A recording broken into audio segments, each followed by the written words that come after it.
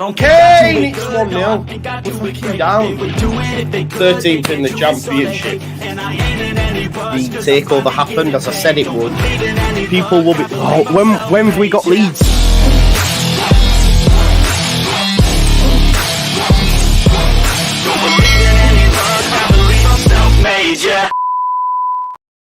Now then, people, welcome back to the Just Joe Football Show. Thank you all for being here. And yes, I'm back and I'm early. Can you believe it? Can you quite believe it? Listen, I thought I'd be late, and the reason being is because this press conference weren't due to start till 5:30, and I was having a nice nap after my exploits at the gym this morning. So I thought I'll have a quick nap, and then I sort of like turned over, and then I looked at my phone, and the press is starting early. Big shout out to my man Danny. So I was like, right, okay, let's get up. Quick coffee, and great press conference for me. I thought it was good this week. Loads in there, much better than last week's, and some key call outs which we'll touch on throughout. Before we do though, as Danny says here, please smash a like and subscribe, and as I would say, pay your rent and smash the like on the video. Please do subscribe as well. I know I keep asking this on all the latest videos. We're on 24,879, which means we're 120 people away from hitting 25k. So if we were able to achieve that soon, that's amazing, you know. I started this 2 seasons ago now, and in that period, you know, we've done that. You know, 10k season seems to be the thing. So for us to get to 25k within the first, you know, 11, 12 games or whatever it is, it's amazing. So hopefully by the end of the season, we might even surpass the 30k. You just don't know, do you? So from me to you, thank you so very much, because it means an awful lot. So yeah, pay your rent and smash a like on the video. As Tashurna says, lay the smack down on the like button. Yeah, please do.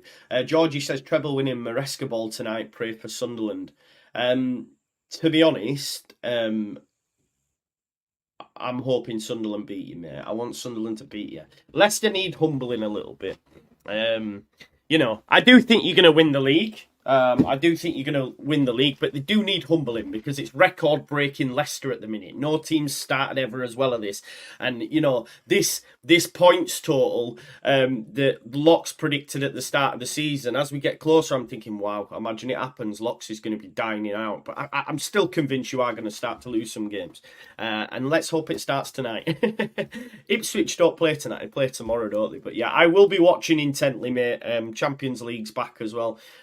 Myself, Lockie, will be doing a big match preview tonight at 10 o'clock. It will be 10 o'clock just because I want to watch Champions League and whatnot as well, and the rest of the football. So 10 o'clock we'll be back. I hope you enjoyed the chat yesterday about Somerville and Struijk. Quite interesting.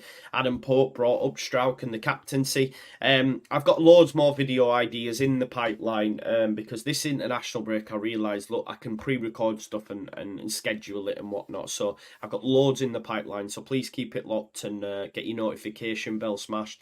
Big up to my main man Solomon, all the way from Never a Foul, regular on there on a Monday and Wednesday, and he became a member and supported me, so I love that, bro.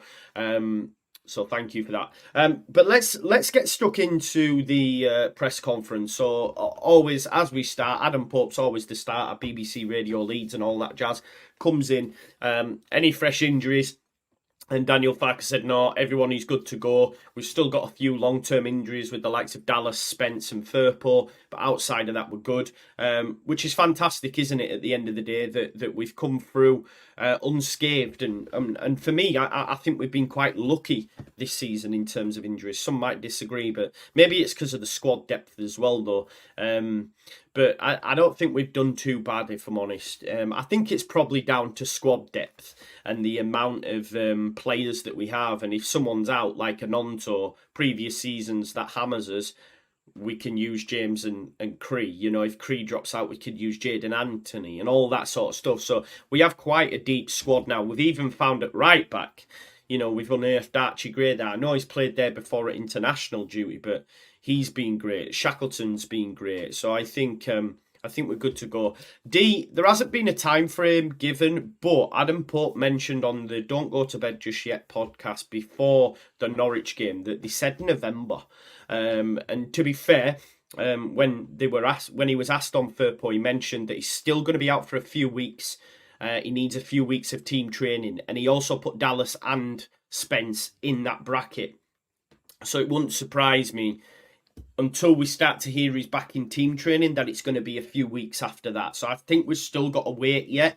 Obviously, we've got another international break in November.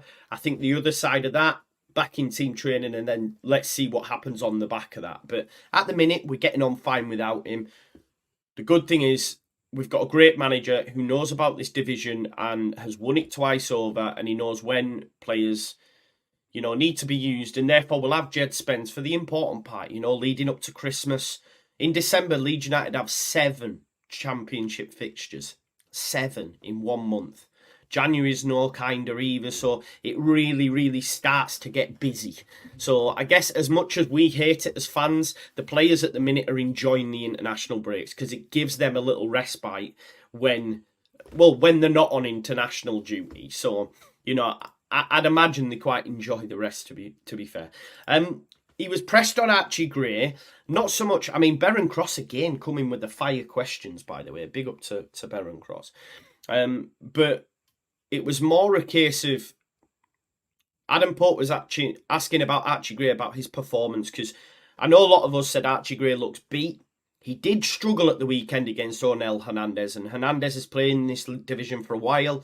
He's a good top-level operator within this division. He won't look out of place in any side in the championship for me. On his day, he can be special. And he gave Archie Gray a bit of a tough time. And, Popey asked, what did he learn? Tough game. And I think he did say, look, he learns because these games are important. This is his job.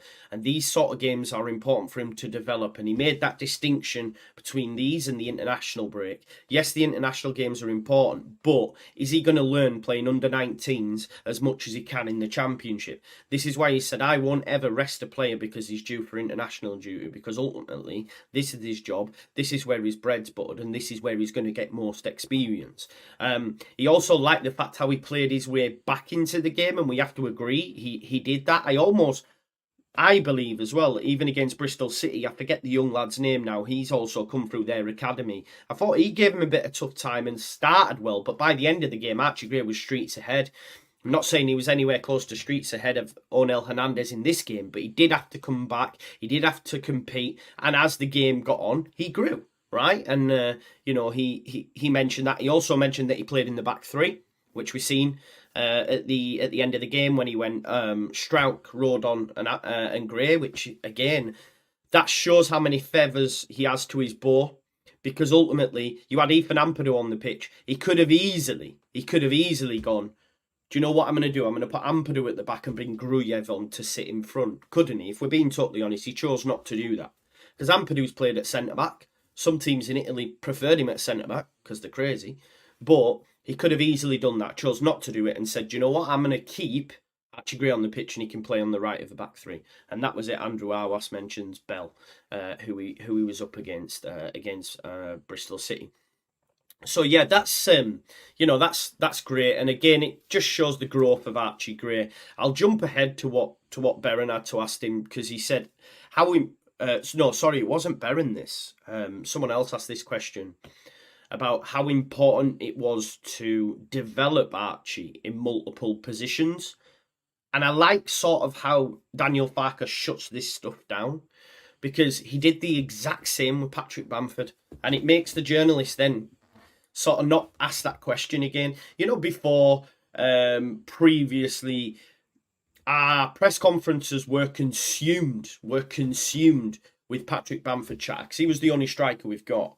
And everyone used to, oh, yeah. I even think if Daniel Farke was in charge at that point and Patrick Bamford was the only striker we got, he would still combat it with this sort of answer when he says, listen, We are not here to develop Archie Gray. We are not here to make sure Pat's right. We are here for the squad. It's greater than the sum of its parts. What it also does is knocks down a player's ego, if indeed they ever have one.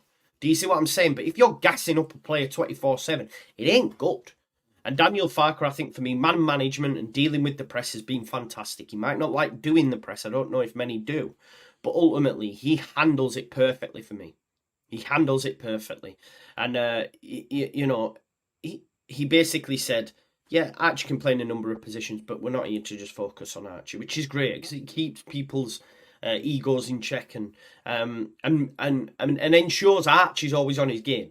Archie's always on his game. He's never going to struggle to be on his game just because of his family and his heritage. They've got heritage, especially at this football club, which is good. Oh, wow, look at this from Solomon. What a guy. You're an absolute legend, my guy. He's just gifted 5 Just Joe Football Show memberships. I'm not sure who they go to, how they work out, but you know what, Solomon, you're an absolute legend. So thank you so much for your support, as always, brother. It means a lot. Everyone show love, please, to Solomon. He is a Chelsea fan, but that's okay. That's okay. But yeah, legend, mate. Solomon, thank you very much, brother. But yeah, so Archie Gray, he also did say, basically, if he's fit, he plays. If he plays well, he plays. I know Jamie's just mentioned he probably could do with a rest. He isn't going to get one. He basically said in the presser that he's going to play. Archie Gray will play tomorrow night. He basically says it's his job, and if he plays well, he continues to play. If he's fit, he continues to play. And he did say that, you know, Berencroft asked him about Archie and said, you know, will he get a breather? Will he get a breather? And he said, nah, I'm not worried about his conditioning at all. Despite how much he's played in the past fortnight, he's totally fine. And he doesn't feel this turnaround at this moment in time is a problem for the squad.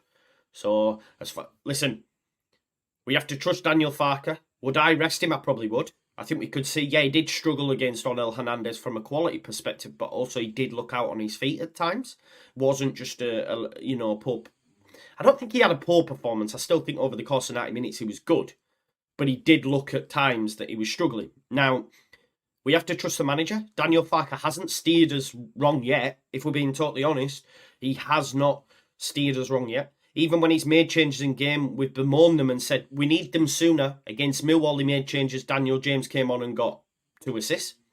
At the weekend, he brought on the players and, you know, it won us the game. It won us the game. His tactical decision won us the game. Russ, I hear it, but I'm still not convinced he will. Because he said on a number of times when he's been asked specific questions about specific players, oh, we need different players for different moments, and then not changed it. I really, really love Daniel Farke, but I think once he's got his 11, he's got his 11, and it's hard to break yourself into that. I think, anyway. Because a lot of people will mention to me about Jadon Anthony only came out because he got a knock against QPR, but he's not got back in, and he's still only getting 10, 11 minutes. Do you know what I mean? So that's something to remember. The Yorkshireman says Bellingham played every minute since he debuted. He's fine. Yes, now, there is actually cause for concern within the football community, especially because I listen to a lot of podcasts.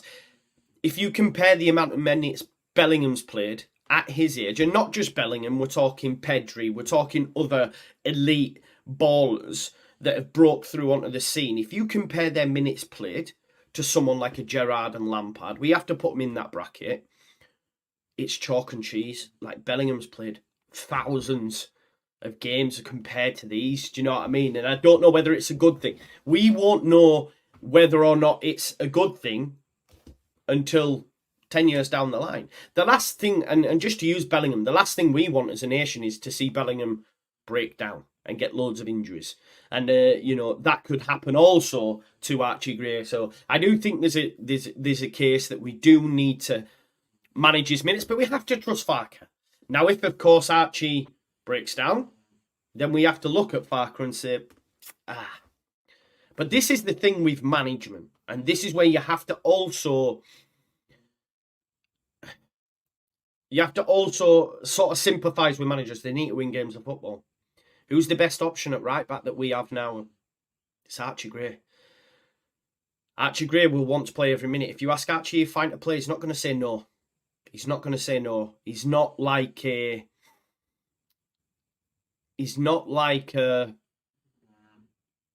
Sam Byram, who's older now and understands his body more and says, do you know what, I'm probably not right for this game. Archie's going to want to play every single minute because he'll be worried that if he doesn't, then he might lose his place.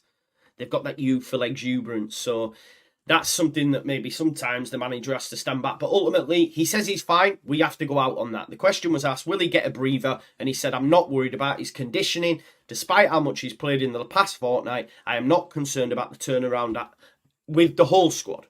With the whole squad. So we have to take it. Now, he was asked about, as I say, he was asked about him being converted long-term into a fullback. And I think that's a decent discussion that could be had. Because of his stature, maybe long-term he could be seen more of as a fullback. A few coaches have done that with him now. He probably feels his prominent position is midfield. But if we look at someone like Shackleton, you know, he was a midfielder. You can see from his stature, I think Archie's got a lot of growing still to do. He's a lot taller than what Shackleton is. So we'll have to wait and see. But, you know, I think they made the comparison because of the inverted fullback role. We're seeing a lot of that where fullbacks are going into midfield. We see it from Trent. We see it from Zinchenko. We see it from many other players. But listen, what it shows is that Archie Gray has a top-level skill set. He's still only 17, and he will go very, very far in the game. We just need to ensure that we keep him right when we do it, and Jamie makes the comparison to Lewis Cook. You only have to look at that to know. Can we please keep it cordial in the chat? Please don't be falling out, folks, yeah? It's all love, all right? Especially when we're doing it behind fake accounts with not their real monikers, because, you know, then, you know, we can all say things. Just keep it cordial, man. Just be nice to one another, yeah? It's all about love, peace and love, man. Just be nice. If you don't like someone, just don't like someone. That's fine. But let's move on. So that's Archie Gray. Archie Gray boxed off there. Nice little piece on Archie. But listen, of course, we're going to be talking. It's not your bad, bro. I understand. But let's be good. But I feel like we're going to talk about Archie a lot. Of course, we are. He's top. He's topper. He's topper, as they say. Right, okay, Struijk, captain. Let's talk about Struijk. Me and Joe were talking... Why does it keep doing that? I don't know if you can see that, but I keep getting like a glare. Is that... Can you see that? Oh, I don't know why that is. Right, okay, Struijk, captain. Has he improved with the captaincy? I think we can all see that he has. I think we as fans can all see that he's improving. We can see that his leadership within the squad is improving. It probably was always decent behind the scenes. I always looked at him and thought, he's too soft. He's not shouty enough and all that sort of stuff. Not that you need to be, but now we're seeing on the pitch, he's growing from a boy into a man, and we can see that. Like, ultimately, how old's Pascal off the top of my... let me just have a look. He's 24. He's still young, right? He's still young. So, and I wonder... How old was Struijk when he broke through to Leeds? Let me see when he got his debut. His first team involvement came on 2018, right? 2018 is when my son was born. So it's 5 years, 5 years ago. So my man made his debut. My man made his debut at 19 for Leeds. At 19. He's now 24. So we literally have seen this guy go from a boy into a man. And we're also seeing that on the pitch. We're definitely seeing that on the pitch. And I'm so happy. I am so happy as an individual because I've always backed Struijk. You know, I have always backed him. Virgil van Struijk came from myself. All Leeds TV did a t-shirt. I've still got the t-shirt that and I still wear it on a regular basis. Yeah? So, you know, Virgil van Struijk is a don. He's the Championship's Virgil van Dijk. He is Virgil van Struijk. And it's just great to see. Yeah, and like Oiper said, he's still so young for a centre-back. So young. He's been through so many ups and downs. I think Oiper's hit the nail on the head. He has been through so many ups and downs, and he's become better for it. He's become better for it. You know what I mean? And I like as well what Daniel said. He said, listen, he didn't win this captaincy in a lottery. You know, he has shown me from pre-season that he has all the skills needed to be a top-class centre-back. And isn't it quite interesting that he also said he's improved his concentration over the course of 90 minutes, which was what was needed. And he's probably showed him video footage of where he's had lapses and we've conceded goals. You know, now when you look at Pascal, there's nothing he's doing wrong at the minute. He's been Leeds' best defender, without a shadow of a doubt. There was a moment against Norwich, right, in the centre of the pitch where he did like 3 tackles on a spin and then nicked in front of the centre circle and it went out to, I think it might, whoever was at right back at the time, potentially Gray. Might not have been Gray, it could have been the winger, but I just was like, oh my God, Struijk. Struijk is absolutely phenomenal. And for me, you know, there was talk of Creswell, captain for years to come, Ampadu, whoever you like. And he's been staring us in the eye for such a long time. So for me, yeah, I'm so happy to see him do so well. And he's been unreal. And listen, we've had a crazy shout by Georgie that Vestergaard's best centre-back in the league. He's not, bro. But I'll let you have that one. Virgil van Strauk's coming up. Mr. Progressive Pass, Mr. Progressive Carry. He's just absolutely phenomenal at the minute. Is Pascal Struijk. We'll keep it Leeds United centred for the time being, so we'll just jump ahead. He was asked about Gruyev by Beren Cross. Again, Beren with some top questions, and it's questions that probably fans want answered. What is going on with Gruyev?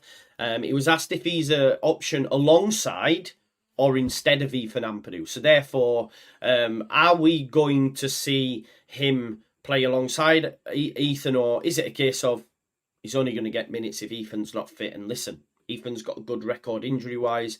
His minutes are going to be limited. What's going to happen with Ilya Gruyev? But he said, look, you need to prove yourself. You need to prove yourself. Again, that's maybe a shot in the arm to him. He's very good at this, is Farke. But he says, I've really liked him. He's played many games in the Bundesliga. And at times I've wanted to play him. He said that. At times I've wanted to play him. But he's just got so many good options ahead of him at the moment. He will play an important role, and again, Farke will know when's needed. This is why we have to trust him, because he's won this league twice before. He's managed squads through the Championship before, so we have to trust him. And I'm sure at some point we will see Gruyev. But I also agree with Farke that, you know, Ethan Ampadu was not put a foot wrong. Archie Gray, when he was in midfield, was great. And then you've also got Kamara when he's come in. Okay, I think defensively Kamara's not the best, if I'm honest, especially in his own box. I can't lie to you. So it's a couple of times now he's been found wanting. And I remember a few people mentioning lapses of concentration. Don't get me wrong, Kamara's great for this level. But in his own box, that's his flaw for me. That is his flaw. And his concentration levels when defending, for me personally. But yeah, Gruyev, could you see a situation where you have Gruyev and Ampadu? Probably not. They're probably too similar, too defensive. Although Ampadu does like to get forward. But I just think if them two were as a two, it'd be quite... We might see it against Leicester. Depending on how we choose to, take them on. He was asked about Rutter and Pirro playing well and whether or not Patrick Bamford has to be patient. Listen, I know for a fact, Leeds United fans, if either of them were dropped in favour of Pat, they would have an absolute meltdown, wouldn't you? But he said, look, they're doing really well. They're coping with the load as well. Again, this comes back to them not having to go away on international duty. They're getting downtime. Pirro also had a full pre-season at Swansea. He actually played a couple of games for them as well. And he mentioned that we have to be careful with Patrick Bamford. But I'm happy he's back as an option. And that's a positive thing, right? Patrick Bamford is back with us. It's great for him to come on. When he comes on, he plays well. He's got nice little silky touches, brings others into play. We just need him to finish some chances because some of them have fallen to him. But as I said, it's much better we're calling on him off the bench as opposed to him being the only option we have. So, yeah, listen, I'm not pushing for Bamford to start. I did say the other day that potentially out of... Yeah, I don't understand the strobe lighting, Nigel. It keeps doing it, and I keep seeing it on the corner of my eye. I don't know what it is. I don't know if... I mean, the lights are actually... Let me see. I don't know why. Is it when I'm moving, innit? Yeah, it's definitely when I'm moving. Let me try something else. Let me do something 1 minute. It might not do it. It's not doing it there. I don't know what that was. Yeah, but like Bob B says here, and I think he's hit the nail on the head. It's the perfect backup. Perfect backup. I was people be watching it with epilepsy like that, going, "Joe, man, stop it." I am sorry. Yeah, someone's just said, "Look, my eyes were hurting." I don't know why it was doing it, bro. To be honest, but it's stopped now. Disco cam, exactly.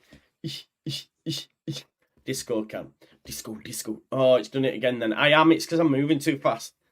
Look at that, disco. Anyway, stop it. Oh, look at that then. It's Apple's automated lighting thing. When you move, it switches focus. There you go. This, honestly, Apple. Wait till I get the...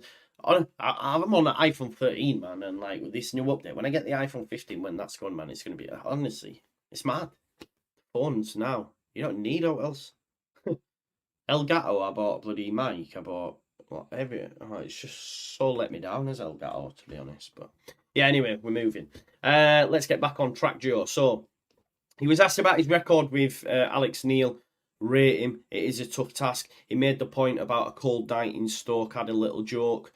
He also mentioned, and if you haven't watched my preview, do this, because it shows Wayman just does do his research. He might get a few things wrong. But he does do his research. And I did say that their position in the league table in my preview yesterday, it almost feels like a false position. And the reason I said that is because they've had quite a few players out for injury from a long time. They started okay in the league, then they've massively fallen off. I think they had 1 win in 7, or 5 defeats in 7, sorry. And then they played Sunderland and they beat them. Now, why did they beat them? Well, they had Captain Ender Stevens back. They had Vidigal back. They've had a number of players back, which could mean that, well, Daniel Farke said it himself. You know, he does not envisage. It's doing the lights again, isn't it? It's doing the lights. But he said he does not envisage them being that place in the table. And I said it is almost like a false position. So I don't think it'll be as easy as people think. Do I think we'll win the game? I said in the preview, yes. I said 2-0. I think we'll keep a clean sheet. The positive thing for Leeds fans is, like I said when we were playing Norwich, they will concede. Norwich scored a lot of goals, but concede a lot. And I said in the preview, right, it'll be a goal fest, and that proved to be the case. Sometimes they do get things right, and I'll let you know it. But in terms of this one, they haven't had a clean sheet in 11. We will score. We will score against Stoke. I think defensively they're not the best, but they have improved with the likes of Vidigal coming back, who's their top scorer. You've got Ender Stevens as well. So, you know, the fact that they've got almost like 5 players back now, they're much stronger. And like Farke said, it is almost like they're in a false position, which I think is fair enough. And I made that comparison in my preview as well. If you haven't watched it, please go back and watch it. We will be doing a live big match preview tonight as well. He was asked about his position in the table. 3rd in the table, 4 more points than Norwich had at this stage of the season when you went up. What are your thoughts on that? And he basically said it doesn't matter. We just need stability and to create a winning mentality. He also went on to say, the one thing I do want to improve is our efficiency, though. Our efficiency in front of goal. We are not clinical enough. And I think that's fair. Because when you're in the emotion of a game, you can get wild. When I actually did that highlights package the other day, I went back, and the amount of chances we had, because it shows me where my voice goes up, and I have a look and I think, oh, something happened there, and I'm watching it and it's a miss. I was like, oh, it's just wide, it's this. And I think, wow, if we'd have actually scored then, this is why people keep saying, and I agree, when we really become clinical and outperform our XG in certain games, we are absolutely going to wipe the floor with some teams. And it will happen, yeah? It will happen. We are going to spank some teams this season. And Daniel Farke knows that's the area that we need to improve. Like CB says, clinicality. I think for me as well, and this is something Joe picked up on the other day, and doing a bit of research, it's something that needs to be added as well. We need to start better, because in the last 3 away games, we've conceded within the first 10 minutes. So that's something that needs to change. We need to make sure we're switched on right from minute 1. And that's why teams are coming out and having a go at us, and we might see that tomorrow from Stoke. So that's another area of the group that I would like to see us improve. Daniel Farke said, "How strong is?" Sorry, was asked the question, "How strong is this league?" Daniel, because I think it was more a question around how good are Leicester and Ipswich, but he did say both at the top are doing really well, and there's some big names in the division, i.e., your likes of Leicester, your likes of Southampton. It's a good level this year. He said it's one of the hardest in the last decade. I call cap because I don't agree. You know my thoughts on the division. I actually had a look on the time when Norwich won the league and Leeds finished third. Norwich City got promoted. Their team was next level. They had a plus goal difference of 36 and got 94 points. Yeah, they had Pookie, who was the top scorer by a country mile. You had Sheffield United, who were playing amazing stuff under Chris Wilder, and when they went up the following season, they almost got Europe with their overlapping centre backs. You had us in third. You had a West Brom team that was also stacked. You had Aston Villa, who went on to win the playoffs, who had the likes of Tammy Abraham, Jack Grealish, Tomori, many others, John McGinn. You know, they had these players in the Championship. You had a Derby County side that, of course, beat us in the playoffs, but that was managed by Lampard, who was gash, but they had Mason Mount. Sorry, they had Tomori, didn't they? They had Mason Mount, Tomori, Harry Wilson. Like that's up there for me in one of the best top six, best top sixes you'll see. Yeah. So yeah, I'm not. I think he's been very respectful there. I understand it, but for me, there's no way it's up there with previous. Don't forget to pay your rent and smash a like on the video for me, please. It'd be great if you could do that. If you haven't already, please do subscribe as well. We're on 24,879. Okay, nearly 120 people away. Let me just flash up this from Roller Blunt as well. He says, "Easy Joe, but going through a bad time at the moment, lost my job, etc. But every time I watch you, you motivate me to do better." So thanks, bro. Love the show. Keep it up. Wishing you all the best. Roller Blunt, that means an absolute load to me, brother. Thank you so much. That means a lot. What I would say to you, you know, losing a job and stuff, I get it. You know, I've been made redundant and stuff in the past. There's many jobs out there, and I don't mean this to be thing of it. It's just how willing are you to do certain jobs and stuff. Something will come for you, I'm certainly sure. It depends where you want to go at. But what I will say, and it might seem corny and it might seem not great, but what I've been doing of late, and it just does wonders for me. I used to meditate a lot, and I struggle to keep my mind quiet and stop it rushing everywhere. What I've started doing now is doing 10-minute meditation, but not actually listening to meditation music. I've been listening to motivation. And some of the stuff that you hear from the likes of Dave Goggins and all these other motivational speakers compiled into a 10-minute, 15-minute video on YouTube. If you just put in 10-minute motivation, honestly, it's absolutely phenomenal. I'm only speaking about how it impacts, and it's helped me massively. I can't lie to you. So instead of doing 10 minutes quiet time, I do 10 minutes listening to that, and I'm really tuned in. And when I come out of it, I'm like, yeah, I can take on the world. And the mad thing is, fresh ideas have been coming to me. I've got so much in the pipeline in terms of video content that I think people really enjoy that have come to me in them moments, and I write them down and then close my eyes again. So I'm just doing little things like that, and that's just for me. But yeah, try that. And if I've helped with motivation, that is amazing, mate. You know, but if you want some extra, try that, because it has really helped me. I can't lie to you. So big up to you anyway. Danny Rowley was asked about Chef Wednesday manager with him being German. He went, "I don't look at people's passports. I don't know anything about him. Good luck." Stupid question. I think it was maybe a Yorkshire-based reporter because there was no Graham Smith. So I'm thinking he went in the slot where Graham Smith would normally ask. So I think he was the representative from the YEP. He was asked about how, and again, I think this is the perfect way to end this video, because he was asked about how important it is to motivate the senior players, because there's a lot of opinion. Damar called me an old guard apologist, but you know I am anyway. But he was asked about how big it was to motivate them, because a lot's been made. I know Connor made a bit of a wild statement in response to one of Phil's tweets about sacking him off. And everyone has the different opinions. I know there's other content creators out there that can't stand them. And that's fine. That's their prerogative. For me, you've got different type of fans. No one's better than anyone else or anything like that. But I don't know if it's going to the games on a regular basis prior to the last couple of seasons. You just have a different different feeling for what these players are, and what they've done for the football club. So for me, like, I hold them to very high regard. And it's been nice to see how much prop they've got after that Norwich, because they were the first to celebrate. They're only getting a couple of minutes here and there. And I thought Phil was great when he asked the question about having to motivate them, and he said, look, Ayling's been fine, Ayling's played a lot. What he did finish with, just to calm anyone down, but he did said, I think you can get from his answer, there's no worries they're going to be starting games anytime soon. They're both on the end of their career. They're not going to get many minutes between now and the end of this season. So if you're worried about them coming in, they're not. Right? And that's fine with me as well. I'm not asking them to. But don't worry, because they're not. Do you know what I mean? Like, you're not going to see them anyway. So if you are one of them that really can't stand them, then don't worry, they're not going to be playing.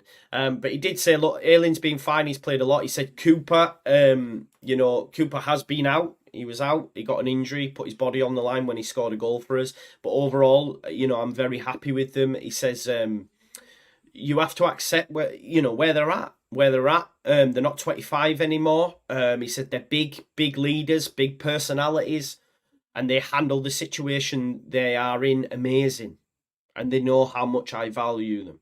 It's all about feeling appreciated, isn't it? It's all about feeling appreciated. And clearly he does that. And I think he does go to them and maybe has conversations with them. I think, again, a bit like man management. I don't know if there ever is such a thing as player management. It's not called that, but it goes on. And there'll be times when, the best thing about that video that did the rounds when they were following Somerville was Liam Cooper went over to him, cuddled him, and he went, well done. I told you, didn't I? I told you. So he'd obviously had a word with Somerville, and Somerville had listened to him, because he said to him, I told you. But what did he tell you? We're not privy to that information. But the point is, these young players are looking to the likes of Cooper, and people want to get them out of... People think it's FIFA. I know some people think it's FIFA and you can just replace them. That it just doesn't work like that. But he basically said they support the whole group and lift the spirits within the squad. And people will go, what do we want? Motivational. I'll get, you ain't got a clue if I'm being totally honest. I'm sorry, you ain't got a clue. But it says they support the whole group and lift the spirits within the squad. They're not going to be playing anytime soon, but they are vital cogs in a wheel that will see Leeds United get promoted at the end of the season. So yeah, it was nice for him to give them the props that they deserve, and I'm hoping that they're going to get to say, goodbye in a nice way with promotion. Do you know what I mean? Not like how we've seen Pablo and Berra go out, unfortunately, because of COVID, and Clicky get booted basically by the American. You know what I mean? It's frustrating, but yeah, it was really nice for him to end it in that way. But yeah, like last word says, big up Joe, by the way. He says mentoring is such a big part of developing young players. Cooper and Ayling have done it all. Yeah, and they get the football club. I know it's a cliche. It gets the club, but you hear me, right? They know what it means to be Leeds United. And do you know what? Rest in peace, Bobby Charlton, by the way. All I've heard this week of how, and I know we don't like to make that comparison, but I think we can make. I think it's okay to make this comparison with Man United right now because of what's happened with Bobby, and he's an England legend. He's won the World Cup. He's got a Ballon d'Or. He's up there with one of the greatest English players, and of course his brother played for Leeds United as well. And Jack Charlton said the best player I've ever seen was Bobby, and he's my brother. But yeah, just on that, like hearing so much said about him from Man United players, was that he was massively involved with the football club. And he taught them what it meant to play for Man United. Now, whatever, that's not that part, but and I'm not saying Cooper's anywhere close to that, but it shows you the importance of having people like that around the football club. And that might sound like a lewd. I'm not comparing him and Bobby. I'm not saying that. You know what I mean? But what I'm saying is he stayed around and made sure that standards were kept. And You know, he would go in the dressing room, they said afterwards, win, lose or draw, and say, come on lads, on to the next one, etc. And this is what kind of thing players of that ilk can do for the football club. Culture, Robbie, on the money. Culture is vital. And we have a culture, thankfully, that was, I think, built by Bielsa within that core group of players. We lost it under the American car salesman and the absolute tomfoolery of Victor Orta. But, you know, them players sort of stayed. You know, you've only to look at the ones that have left and all got on loan. They're all fucking turncoat, horrible shit players who can't even get games anyway. Do you know what I mean? And then the ones that stayed are the ones that were here from the start. You've even got young Jamie Shack, who I said, nah, but he's back. You've got Dan James, who was another Bielsa signing, who said, no, I want to play for this football club. All the ones that were brought in over the Marshy effect off. But a lot of them are still there, so it's important. And I think someone said, Mark B said the concept is still the same, and it is, you know. Yeah, exactly, Joe. You bang on the money, but this is, I don't know if it's for takes or whatever, or they don't know. Listen, I'm not here to be the arbiter of anyone's football fandom, but I do question at times when you're willing to bin off legends like that, whether or not you're really ingrained in it. That's just my opinion. If someone wants to take umbrage with that and get annoyed, that's on them. That's on them, not on me. But yeah. What do I think of Vauban coming back? No, getting the C.